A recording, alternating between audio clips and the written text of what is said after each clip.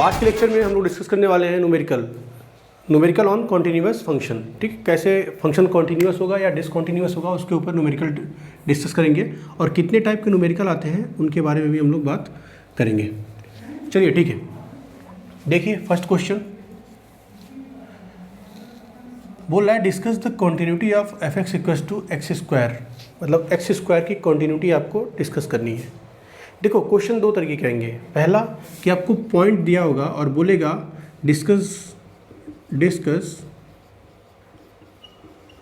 Continuity at given point, मतलब given point पे आपको कॉन्टिन्यूटी डिस्कस करना पड़ेगा। दूसरा प्रॉब्लम कैसा आएगा, डिस्कस कॉन्टिन्यूटी, सिर्फ इतना लिख के आ जाएगा। ठीक है, इसका ये कुछ बोलेगा नहीं। तो उसमें दो केस आएगा। पहला केस ये होगा कि फंक्शन देख के आपको पता चल जाएगा कि किस पॉइंट पे आपको डिसकॉन्टिन्यूटी प्रूफ करना है या कॉन्टिन्यूअस प्रूफ करना है, वो आपको फंक्शन देख के ही समझ में आ जाएगा। ठीक है, कैसे समझ में आएगा उसका ध्यान दो। तो उसमें आप देखोगे कि ग्राफ कहाँ पे ब्रेक हो रहा है ना। ठीक है, क्या लिखूँ इसको, breakage point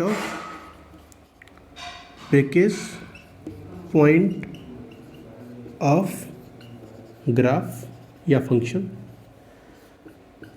breakage point of graph या फंक्शन, मतलब फंक्शन कहाँ पे ब्रेक हो रहा है या ग्राफ कहाँ पे ब्रेक हो रहा है। तो जैसे एग्जांपल एक ले लेते हैं कि मान लो एफ एक्स इक्वल्स टू दिया हुआ है कि 2x+3, ये कब है, जब x लेस देन 0 है, और -2x+3 है, ये कब है, जब x ग्रेटर और इक्वल्स टू 0 है। मतलब जो फंक्शन है, फंक्शन की वैल्यू कहाँ पे चेंज हो रही है, देखो फंक्शन की वैल्यू कहाँ पे चेंज हो रही है, एट x इक्वल्स टू 0 पे। तो बाय डिफ़ॉल्ट हमको जो कॉन्टिन्यूटी या डिसकॉन्टिन्यूटी के बारे में डिस्कशन करना है वो हम कहाँ करेंगे, x इक्वल्स टू 0 पे। ठीक है, तो वहाँ पे आपको पॉइंट नहीं दिया होगा, आपको क्वेश्चन से या क्वेश्चन देख के ही समझ में आ जाएगा किस पॉइंट पे आपको कॉन्टिन्यूटी डिस्कस करना है। दूसरा क्या होगा कि आपको कोई पॉइंट नहीं दिया होगा, सिंपल बोलेगा कि discuss the continuity of function. तो उसमें आप क्या करोगे, कोई भी एक पॉइंट को एज्यूम कर लो, लेट या एज्यूम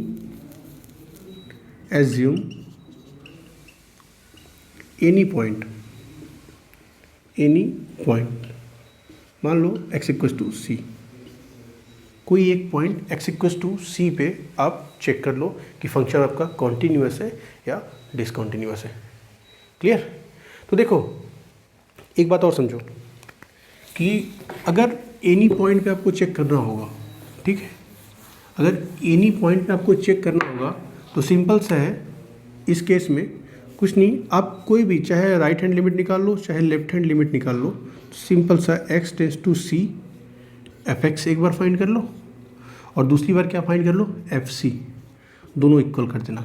उसमें आपको LHL और RHL निकालने की ज़रूरत नहीं है, उसमें बस एक लिमिट फाइंड कर लो और फंक्शन की वैल्यू देख लो, अगर दोनों सेम आ रहा है तो इसका मतलब फंक्शन क्या है, आपका कॉन्टिन्यूअस है। ठीक है, तो ये इतने टाइप के प्रॉब्लम आपको मिलेंगे फिलहाल में। आगे बढ़ोगे तो आपको बोल देगा कि discuss the continuity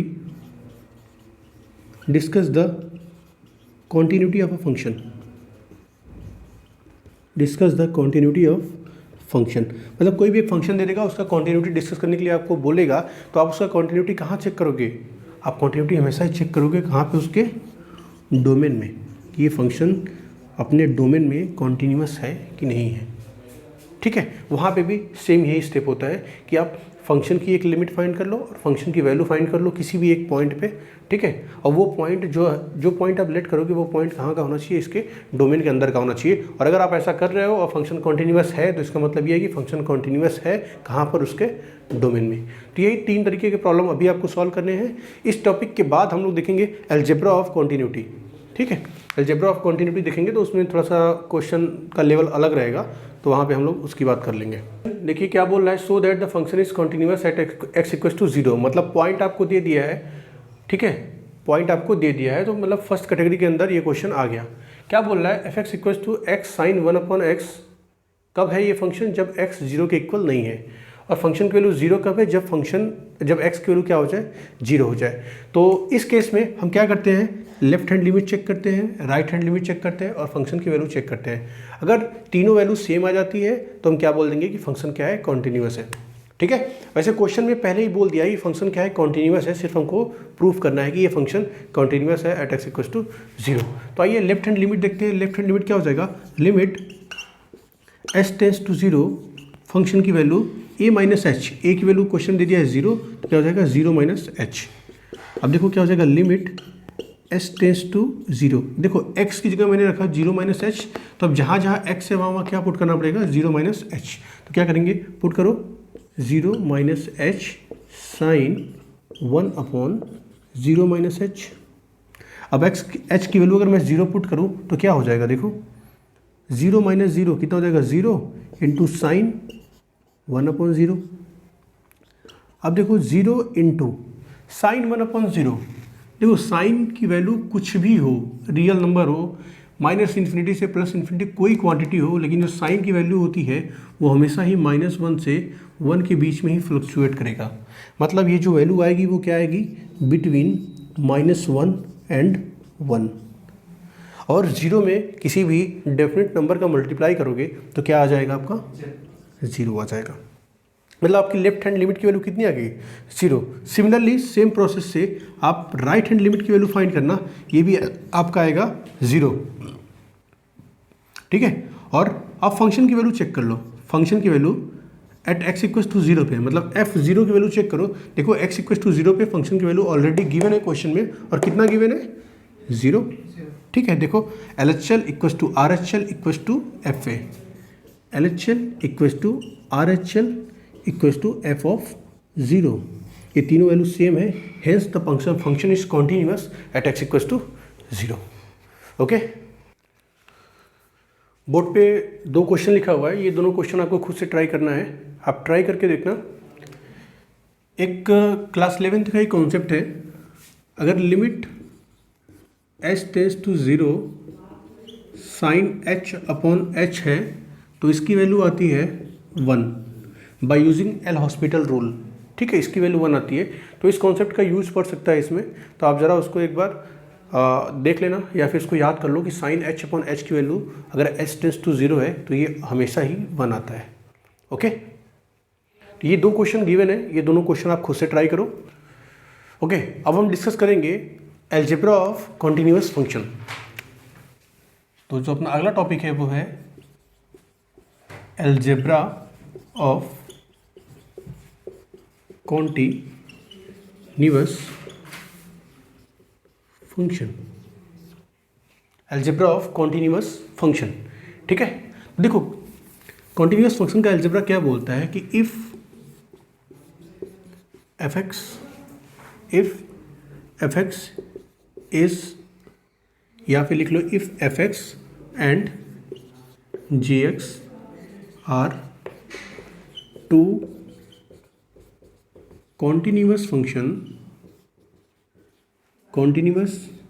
function at x equals to c, at x equal to c, मतलब कोई एक पॉइंट है x इक्वल टू सी जहाँ पर ये एफ एक्स और जी एक्स दोनों फंक्शन क्या है, कॉन्टिन्यूअस है। अगर ऐसा है तो अलजेब्रा ऑफ कॉन्टिन्यूअस फंक्शन ये बोलता है कि उन दोनों का सम, मतलब f x plus g x भी कॉन्टिन्यूअस फंक्शन होगा, इस continuous at x equal to c. और क्या बोलता है कि f x minus g x भी एक कॉन्टिन्यूअस फंक्शन होगा, इस continuous at x equal to c.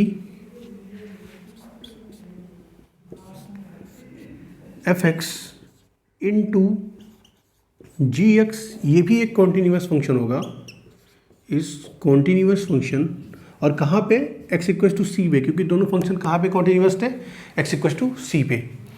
और क्या बोलता है कि एफ एक्स अपॉन जी एक्स ये भी एक कॉन्टिन्यूअस फंक्शन होगा, कहाँ पे, एट x इक्वल टू सी। लेकिन यहाँ एक कंडीशन जोड़ देता है, और कंडीशन ये है कि जी एक्स की वैल्यू कभी भी 0 नहीं होनी चाहिए, जी एक्स की वैल्यू कभी भी 0 नहीं होनी चाहिए, ठीक है। तो ये था अलजेब्रा ऑफ कॉन्टिन्यूस फंक्शन। क्या बोल रहा है कि अगर कोई दो फंक्शन है f(x) और g(x) और दोनों फंक्शन कॉन्टिन्यूस है at any point x equals to c, then there sum difference product and division is also continuous at x equals to c। ठीक है, यहाँ पे एक कंडीशन ध्यान देना कि g(x) की वैल्यू कभी भी 0 नहीं होनी चाहिए। ठीक है, तो आज के लेक्चर में हम इतना डिस्कस करेंगे। नेक्स्ट लेक्चर में हम लोग देखेंगे continuity of complex function. Complex function में जैसे गॉफ या फॉग, f ऑफ gx या g ऑफ fx, उनकी कॉन्टिन्यूटी के बारे में डिस्कस करेंगे और कुछ क्वेश्चन सॉल्व करेंगे। तो नेक्स्ट लेक्चर में, और finally I think next lecture में कॉन्टिन्यूटी खत्म भी हो जाएगा, and after continuity we will start differentiability and differentiation. Okay, Jai Hind.